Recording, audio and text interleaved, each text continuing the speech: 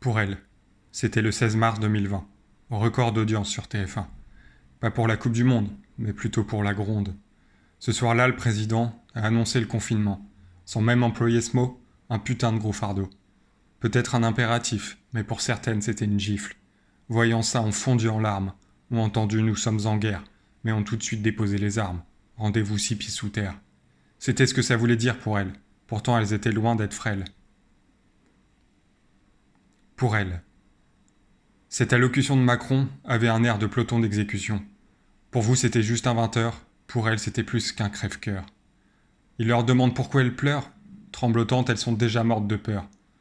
Incapables d'arriver à parler, ils commencent déjà à s'énerver, éclatent leurs bouteilles sur le mur et à détacher leur ceinture, puis les menacent de leurs tessons d'aller coucher les garçons. Elles s'exécutent, dans tous les sens du terme. Ils leur disent « Chut, tu vas pas arriver au terme ». Parce que ça suffit pas les torgnoles, il fallait aussi qu'ils les violent. Pour elles. Le voisinage fait mine de rien voir, pendant que ces enfoirés ne font que boire. Quand dehors c'est la course au masque, eux s'en passent pour faire leur frasque. Car ces putains d'alcooliques n'ont plus à craindre les flics quand ils leur mettent des high kicks, juste un peu de gel hydroalcoolique pour se laver les mains après leur avoir cassé les reins. Nettoyer toute cette hémoglobine pendant que par terre elles chouinent. Quand certains se sont mis au yoga, elles se font défoncer par leurs gars, tandis que d'autres promènent leurs kleps, elles se font broyer les biceps. Pour elles, cette crise sanitaire est un calvaire. Elles vivent vraiment l'enfer sur Terre.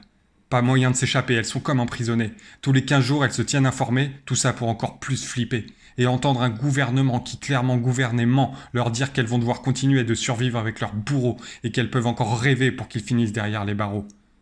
Elles ont beau crier, à s'en déchirer les cordes vocales, déployer leurs gorges, ils s'en saisissent pour les presser. Ils surgissent de nulle part pour les frapper comme des chacals, et petit à petit elles arrêtent pour toujours d'espérer. Enfermées dans leur cage, elles ne voient plus la lumière du jour. Leurs enfants en bas âge, qu'elles élèvent de tout leur amour, sont les seuls témoins du coin. Elles ne peuvent plus en prendre soin. Eux aussi, des victimes, ne comprennent pas que c'est un crime. Que papa qui tape maman, c'est pas ce que doit avoir un enfant. Pour elles, ça ne fait aucun doute, toute sortie sera définitive. Elles attendront pas le mois d'août pour s'enfuir ou bien mourir. Pour elles. Hier soir, c'était le plus dur. Ils leur ont mené la vie dure. Assises sur leur canapé, elles regardaient la télé, écoutaient Jérôme Salomon, en se sentant bien seules au monde. Dans ce nouveau mouroir, ils les ont pris par les cheveux, puis traînés dans le couloir sur un bon mètre ou deux. C'est là que des petits yeux à travers les serrures se sont écarquillés quand ce coup de ceinture les a fait se fermer. Espèce de sale garce, c'est ce qu'ils ont entendu. Voilà le coup de grâce, tu te relèveras plus. Aujourd'hui, c'est bien silencieux. Même pour les voisins, ça sonne creux.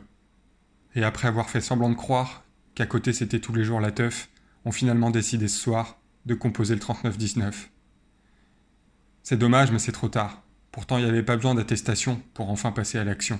Un coup d'œil par la fenêtre, et voilà déjà le corbillard. Même pas le temps de dire au revoir, direction le cimetière.